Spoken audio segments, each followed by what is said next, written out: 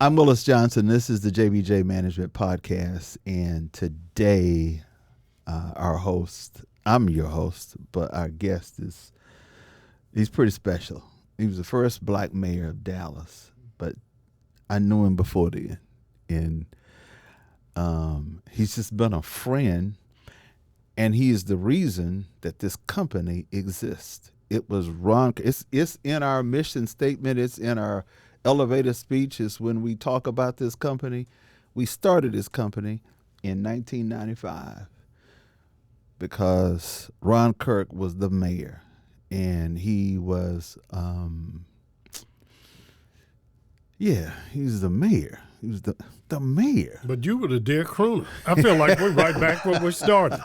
Would you? Welcome. See, y'all are too young to remember. Willis had this radio station. Here you go. You got to know. We're talking about history. He was the longest running AM radio show. Well, here's what's interesting. He used to do this bit. Did you invite me to talk? Hold on. I got to educate these. Well, today was the first day I started at KKDA. And yesterday was, you said, 1995. I was elected mayor 30 years ago yesterday. Exactly. And what Willis did for me, because Willis had reached out to me before and said, anytime you want to talk to our people, you don't need to have an appointment. You can come on KKDA. Those were the days. But I'd sit there and watch him make up these. He would read these letters to the dear crooner and supposedly solve people's problem, but he was making them. Love song would solve your love problem with a love song. That's what it was. And you couldn't go nowhere in town. Every time we go, crooner. We come a long way, boy. I'm proud of you. And look at JBJ now. But it was you who said, listen, this was the statement that Mayor Kirk made. Because people knew that I knew the mayor. And they said, I need to get hold of the mayor. The mayor said, listen, there's a business for that. I'll call you back in 6 minutes. But this joker here, I don't know, it may be 6 months. You need to figure out who that is. That's how this company started. And it was named after BJ, who, my oldest son, who now is 42, he was just 12 at the time. I didn't know he was going to turn out to be a football player. But all of that, let's go back to college. Well, but let me also say something, because I don't want people to just think, oh, when you say, I would return your call, that's earned. And, people will look at folks who are in the political business and think it's nothing corrupt. But I tell people the reason I get my phone calls returned isn't because I hold the title of mayor or secretary of state. It is 50, 60 years of voting, helping other people, showing up at the polls, putting out yard signs when I was a kid, canvassing for folks, being there to help people when they need it. You don't just show, because everybody wants to show up once you mayor. Well, and I tell our team here, Mayor, it's about building a relationship. And it doesn't happen in 2 weeks. It doesn't happen in 2 days. It may not happen in 2 years. Yeah. It takes a little while. It takes a while. Because they got to trust you. But I tell people, you ain't going to ever be better looking than you are unless you win the lottery. then everybody in your family got something to say. All those boys or girls that you used to ignore, you want to roll up. But just like with money, with politics, it's the same thing. Do you think that politics is the same today as it was 30 years ago when you were elected as mayor? The mechanisms have changed because the power of social media is such a powerful tool, both to get your message out. Right. But sadly, the other side of that coin, it's a tool for people who want to come at you and cut you. Right. And, there are still people that say, oh, well, you can't win an election if you don't knock on doors and do. Well, nowadays, the door knocking might be your Instagram account or TikTok or Facebook. And you still have to have those connections. So it has broadened the avenue by which you can communicate with people. But what hasn't changed is most people still have a pretty good sense of, are you doing this for me, or are you doing this for you? Are you doing this because you care about our community? You know, have you been involved? And I don't think you can, just because you have a media presence, you can show up if you've not been involved in that community, whether it's for city council or mayor. People want to see something in your track record that says you've used your talents, your business acumen, obviously to grow your business, but you've had some expression of concern for the community you seek to represent that. I don't think that part's changed. You though, in my opinion, have been in two groundbreaking campaigns that will go down in history. One, Mayor of Dallas, 1995. You broke that color barrier. That happened. But then there you were in 2007 and 8 with Barack Obama, and most of us could not even pronounce his name. Yeah, but you could, because you remember I met Barack President Obama, but I met him then when he was a young senator from Chicago, and he came to an event for me when I ran for the U.S. Senate. Right. But something about him was a little bit different. He stayed after the event. We talked about his dream of running for the U.S. Senate. We weren't close to president. And when he ran that next cycle in 2004, I wanted to do for him what people had done for me around the country and bring him to Dallas. And I reached out to a number of folks, most of whom didn't show up, but you were one of the first, and you always talk about that. And we went to Austin. And we took him to Austin. We Texas, took him to right. Houston, and everybody kind of had the same reaction. Ain't nobody going to vote for nobody Right. with a weird name like this. And he was going up against the Clintons. And he was going up against the Clintons, but we got him elected to the Senate. And then when he made that speech at the Democratic Convention for John Kerry that went viral, right? I just never forget all the number of people that then everybody was, that's the guy that you brought That's to exactly Dallas. right. And he had a phenomenal speech.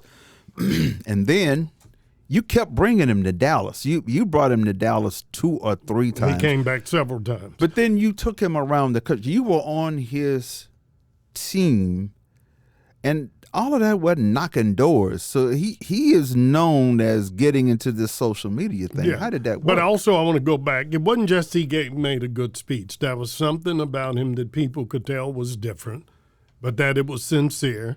He had devoted his life to public service, as a community organizer, which the Republicans, mocked, but then having served in the Illinois State Senate and then as a U.S. Senator, he had the track record to go. My daddy, I know you grew up with a preacher, but whether they were preachers or teachers, we grew up the same generation. We did. But the one thing our parents told us, boy, you can't get by on charm alone. Now, y'all talk good, but there got to be some meat on the bone. That's right. But he had that substance.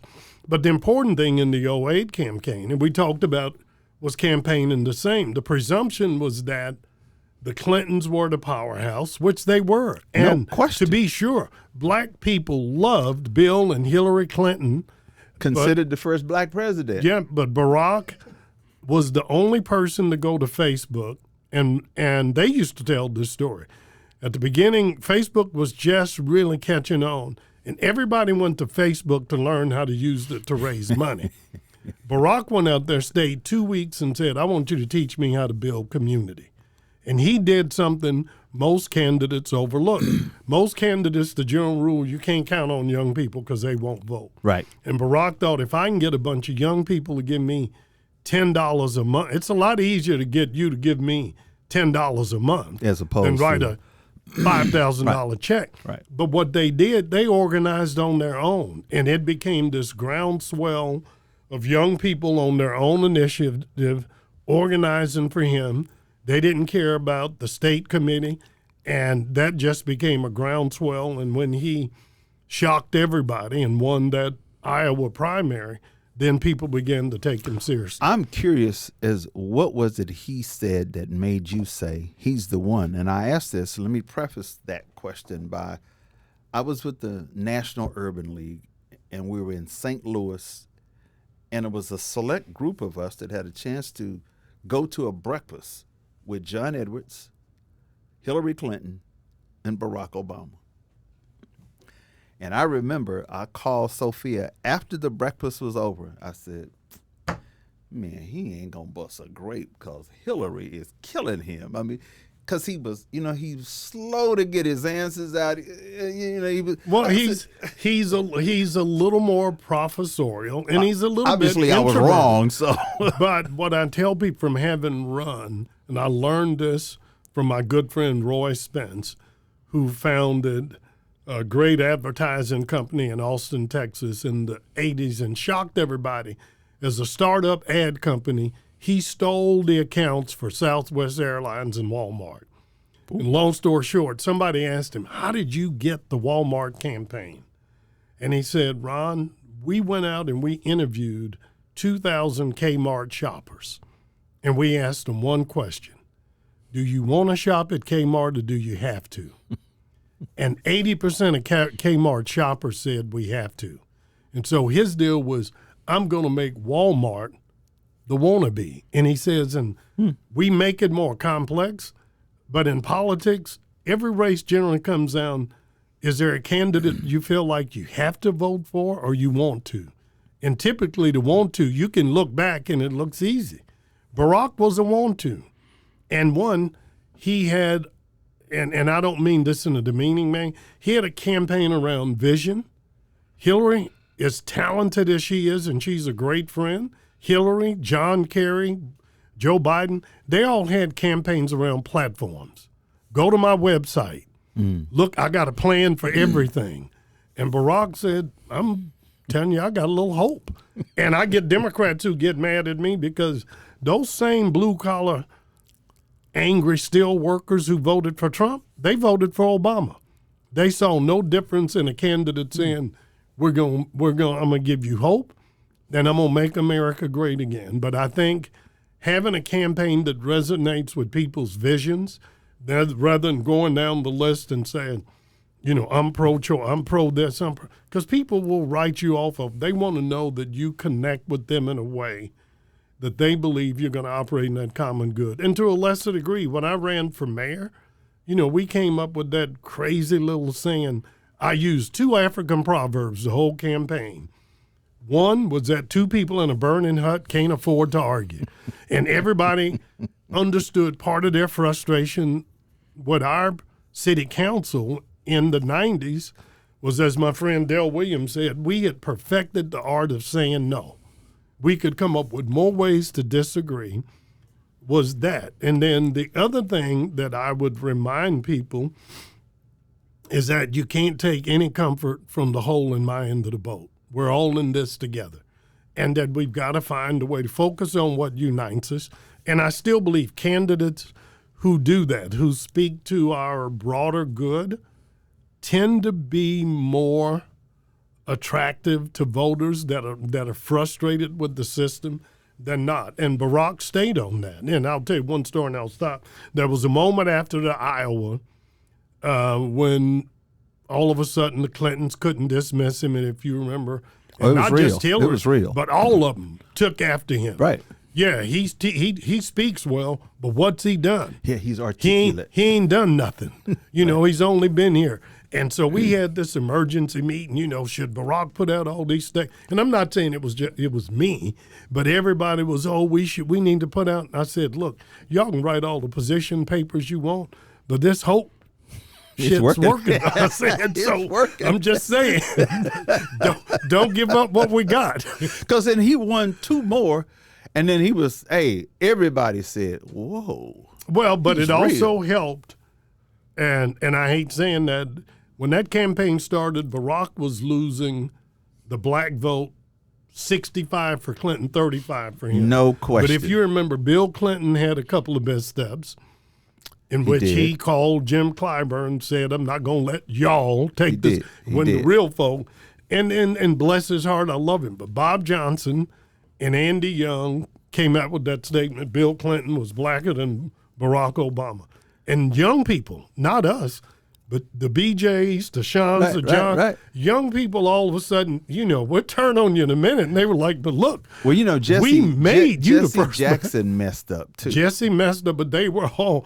But when they did that and sort of crystallized the issue for the black community, they were like, look, now, don't be picking our kings for us. And then everybody cried the night that he won. Oh, everybody cried. It was one of the most special moments in the life of this country. And if there are young people listening to this podcast who don't remember that, I just invite you, go back, look at the news clips from the 91. And what I tell people was, for one night, all of America took off our mask and our labels. Didn't matter if you were Democrat or Republican, conservative. Everybody celebrated the fact we had done something in this country that wouldn't happen anywhere else in the world, where somebody born not in the ruling class, born without a father, mixed race, not in privilege and power, could rise to the highest seat of power. And we celebrated, and I remember more than anything, they kept cutting to college campuses. Mm-hmm. And whether it was UT or the University of Georgia, but man, when they went to Morehouse and Spelman and Clark, Atlanta, just the joy and the jubilation of that night was magical. Well, do you think that night created this day that we're living in now? Well, as the preacher and you would say, hold on now. Because I remember we had that celebration, and it was the very next day. And I will never forget, I don't remember if it was Washington Post columnist Eugene Robinson, but one of the other national black journalists, when, the white community was real quick to go, oh, are we post-racial now? Have we moved beyond race?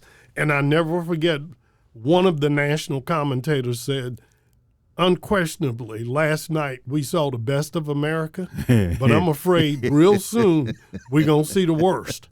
And that's when, whether it was Rush Limbaugh or then Mitch McConnell, all of them, they all came out and said, I hope he fails. There's a documentary that was on HBO that said, The Night That the Right Was Wrong. That's what it's entitled. The Night That the Right Was Wrong. And it's the night that Barack was elected. Yeah. So we spent a lot of time on Barack. I want to go back to 1995, though. Well, talk to me about just that equation that got you to say, yes, I'm going to run to be mayor of Dallas, and then the night you won. Well, one was like you, and we're the same age, even though you try to act like, but both of us are by 30, by a breath. But you and I are both what I call first-generation beneficiaries of the civil rights movement. Jim Crow for us wasn't academic. We went to segregated schools. Absolutely. We watched our parents fight to come up with the money to pay the poll tax. Now, the difference is you grew up behind the Pine Curtain, as we say in Gladewater. That's right. I grew up in Austin, and at least with the presence of the University of Texas, and Houston Tillotson and the Capitol, had a little different exposure. But when you grow up in a capital city, you can't escape that shadow of politics in all our lives. And Austin at that time. And your mother was a politician. Yeah, my mother and dad, like yours, were activists. Right. But more importantly, Austin wasn't a business town. Austin was dominated by UT and the Capitol. There was no Dell. There was no Motorola. So about whether it was me as a kid going out and marching with my parents and helping to register folks to vote, or me as a young law student. Because you were political in high school. I've read it. Yeah, you were political in high school. We didn't have a choice. But I was always motivated to be politically engaged, but I always wanted to be a lawyer. My hero was Thurgood Marshall. But him saying, with that background and exposure to politics in Austin, then shortly after I graduated from law school, Senator Lloyd Benson invited me to join his staff in Washington, which I did because I'd spent my whole life in Texas. And then the city of Dallas recruited me back to build and run their government affairs program. So fast forward, by the 90s now, I'm married. I've got 2 beautiful little girls, 4 and 2. But Steve Bartlett announced unexpectedly he wouldn't run. I was serving as Secretary of State to Governor Adam Richards, and I had told my wife before we married that the one job I was most interested in, having worked at politics at the state, local, and federal level, was to be a big city mayor. And so I looked at my background, my training, my substance, and thought, I can do this job. And I'd spent 8 years in City Hall.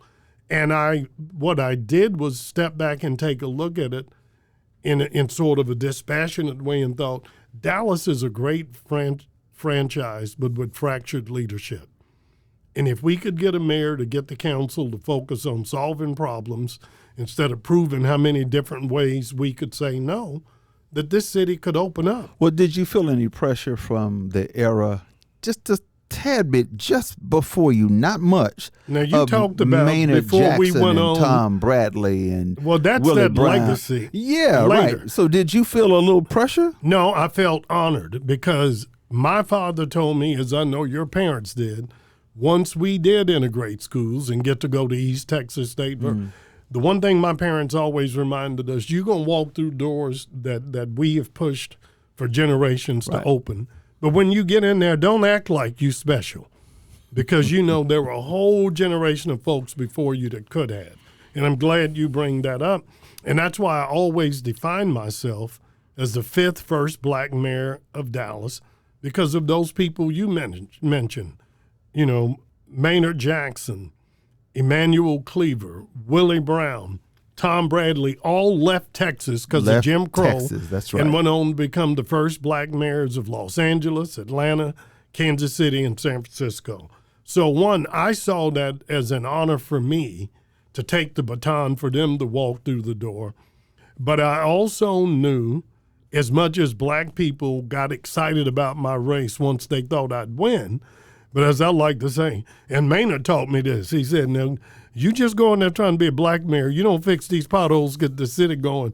They'll be the first ones to go, we don't know why he was here. Well, did you feel that you had to be, because I think you said 2 or 3 times, I'm not the mayor of Black Dallas. No, I'm the mayor of Dallas. It was not lost on me the historical significance of what I was doing. And expectations from you. But what I said to the black community, through the black church, don't charge me with making history.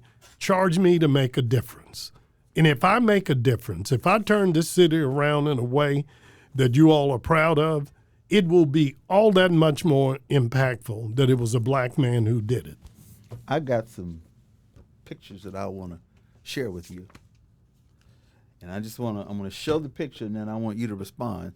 So I'm going to show this picture and then you respond.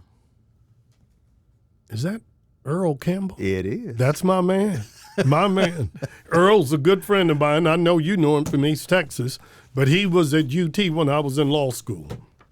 So I'm going to show this picture. Iola Johnson was the ranking news reporter at the time. Young folks take it for granted, but back then, the fact that we had she was the first. Iola Johnson on Channel 8, and then Clarice Tinsley came. Clarice was the answer to Iola. Yeah.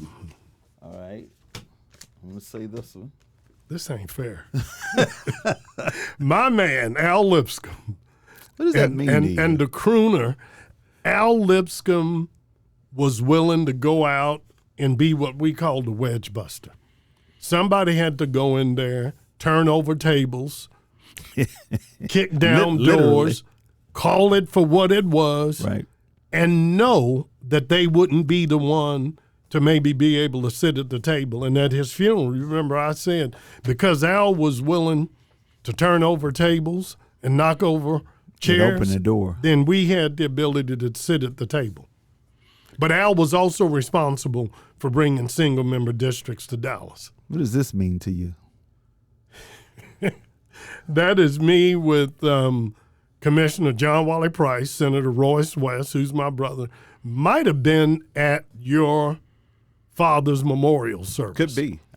Because I don't know we where all three served at different times, and Yep. Commissioner Price had a little more more of a challenge accepting that there were other people of color at the table and different ways to be the voice. That's one way of putting it. Well, but as I said, the commissioner picketed me for the young pope at my home for 6 weeks on Saturdays. He did. And I understand that. But what I told him, not every warrior is a vocal warrior. There are silent warriors. There are people who can sit behind the microphone, as you did, and bring and highlight issues and educate people. Because everybody doesn't have to protest. It was the four of us. It was this three, and then I was that voice. But it was the four of us. Right. It was Eddie Burney. And what I told John, and I get it, he is our man downtown. Right. But I said, you believe that is a mantle singularly given to you. I said the same 90% of black folk who voted for you voted for Edward Bernice Johnson. And they voted for Royce West. And they voted for me. And they want us all doing it our way to make their lives better. And those were powerhouse votes at that time. But what I give you credit for, you were the one glue that could talk to everybody. Everybody believed and was jealous. Oh, well, Willis, is John Wally's boy. And Willis is Ron's boy. But your magic was you were the one person that could talk to all of us and one of the few people that could get us in a room and close the door and say, now come on. I had some choice words, but yeah. But there was a person who would so let me show this picture. Let me show this one, and then you tell me what you think. That's real love right there. That's my boo. That is when, and I know exactly when it was. We were hosting my last year in office. I was proud of the fact Dallas hosted the national conference of black MBAs, the black doctors, the black dentists, the black lawyers, and ended with me hosting the national conference of black mayors. And you were on my host committee. And that day you said President Bush decided to make a decision. He knows where he wanted to be. Why you got to bring it? I'm just saying. I mean, everybody was looking. Where's George Bush? Well, he made up his mind. He was in Austin. Well, I'm just talking about the fun stuff because Willis took over my opening reception, had the marching band from Lincoln High School, and we all came in. Willis had everybody put on eye shades. And cool. My walk-up music was for the cool and you. That was so cool. As only the crooner could do it. And Larry Howland. Demetra Sampson, Kathy Neely. Right, that whole group, yeah. Our crew. That was a special time. How is it now? We have a black mayor now.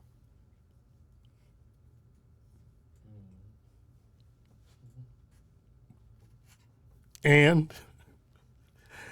look, I'm not in the business of publicly commenting on a mayor, but I would say it's funny. I allowed myself, and we all know each other. I allowed myself the ego last night to go back and read at least some of the stories written after I was elected. And it was amazing to me, one, and I'm going to give her credit because the first person to sit down with me and talk and vocally say, Ron, I think you ought to run for mayor. Now, I'd always wanted to, was Helen Giddings. Because all these, and Helen was a state representative at the time. We were church members. And we just had a practice when she was in the legislature. We would try to have breakfast at least twice a year. And so all these stories of that, somehow the white business community had deemed it was time and tapped me on the shoulder. The business community was supporting a fellow by the name of Alfonso Jackson, if you remember, who was head of the Dallas Housing Authority and had worked in the Bush administration. Yes. But anyway, having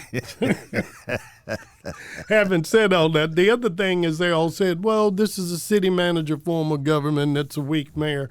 And the one thing I've always told people, I don't care what it says on the piece of paper, unless you have a mayor who shows up excited about the privilege of being given the responsibility to represent the hopes and dreams of 1 million people and willing to work with the city manager and city council. If you don't have that, you're not going to get anything done, whether it's quote unquote strong mayor or not. And all I would just say is thanks to friends like you and people like Senator West and the people I served with on the council, Al Lipscomb, Don Hicks, Charlotte Mays, Valletta Lill, Lois Finkelman, Al Wong, we turned this city around. And so I don't so much believe in, commenting on what some other mayor is doing or not, because the one thing I've learned, when you are gifted the privilege to serve at the level I've done, and I do consider it a gift, all you can control are those 4 or 7 years that I was there. And I've got to believe people can look at what we've done and said, they did okay. Not just bringing the American Airlines Center, keeping the sports teams here, planning the footprint for the Trinity River development, withstanding all the criticism that we got to build those Calatrava bridges, which are now the icon. Right. Negotiating with Raymond Nasher to keep his sculpture Do you think people know garden. that those bridges really came under your? Well, I'm gonna remind. I tell them everybody can claim the Trinity, but them bridges was little Ronnie. That was little Ronnie Kirk's idea. Working with Senator And you West. have a bridge named after you. You're the only person. Yeah, I no, know. but let me tell you. Let me say this is the kind of man y'all work for. So what? the day we dedicate my bridge, my man, you've heard us, Willis Johnson. I was there. My buddy sends me the nicest text saying, "I'm sorry I can't be with you. I thought I was I'm there. in San Francisco because that's Sophia's dead." That's and he right. said, "I'm so proud of you." Yeah, I did. But then he sent me a picture of the plaque of the Willie Brown Bridge. And he said, "I'm really proud of you. It is something you have a bridge, but you can drive on his." So I just, yeah, you got your little pictures. Don't worry. I did say that. I did. But it is. I think it is phenomenal that you have a bridge. Willie Brown. Yeah, when you drive over the Bay Bridge in San Francisco, he's in Mineola, Texas. It says Mineola, Texas. Tom Bradley. When you go to the airport at LAX, it's the Tom Bradley terminal. But he was born in Calvert, Texas. Maynard Jackson first elected the mayor of Atlanta at 34 years old. Not only born in Dallas, Right. grandfather founded New Hope Baptist Church. Well, what happened to him? Can you talk about The Klan ran them. I was going. It's okay. You know what happened, and he was an incredible mentor for me. He'd call me once a month, and we'd talk about everything. And once I got comfortable that I'd call him Maynard, not Mayor Jackson, I said to Mayor Jackson, "I know the story about your family being run out of Dallas by the Klan." I said, "I don't blame y'all for leaving. But how the hell y'all end up at Stone Mountain, Georgia?" I'm like, if you running from the Klan, I'm like, Going to where that's Lester like Maddox leaving here was. and going to Vida, Texas. But to finish it, and then our great friend Emmanuel Cleaver, still fighting for us in Congress, born right here in Waxahachie, but leaves for Jim Crow, became the first black mayor of San Francisco. And what we celebrate is not just they were the first, but every one of them did big things for those cities. But Mayor, you did big things for Dallas. Well, I you loved set a tone for what it was like to be a mayor on both sides of the Trinity, and I'm not rose-colored glasses because of a friendship. I've seen the things that you've done, and so you should be appreciated. It's historical. A lot of the things that you got done. Thank you for all that you have. And then you went on to be the trade ambassador. I remember the first time you called me, man, I'm Secretary of State. What state? Texas. What? I mean, it's all those kind of things. This is a guy that I don't think people really understand who Ron Kirk is. He wasn't just the mayor. I appreciate He's the you Secretary of saying State, that. trade You think ambassador. I can get my picture up in JBJ? Because I love when I come in here, you got pictures of all the important people. Tom Leppard's everywhere. Mike Rollins. I believe. I'm back in the. I think he I got believe- one back by the men's room, but I ain't. I in the, believe I that ain't your in the- picture is up in my office like every other in mayor. his office. Am I right about it? But when you walk into the foyer, well, the big folk.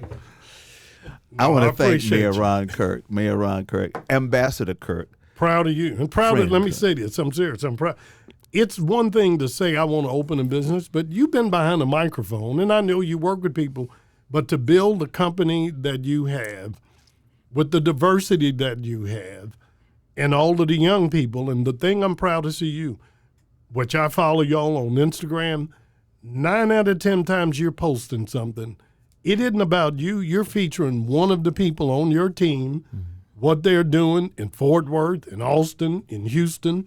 And for the people who are jealous of what you do, I'd say go to work and do it like you do. Help somebody. Mentor some folk. Lift some young folk up. Do it the way they're doing. So I'm proud of not only what you're doing, but proud, someday I'm going to be a client. I hope to be like these rich folk. Say I'm represented by JBJ. That's Mayor Ron Kirk, Dallas, Texas. JBJ Management Podcast. I'm Willis Johnson.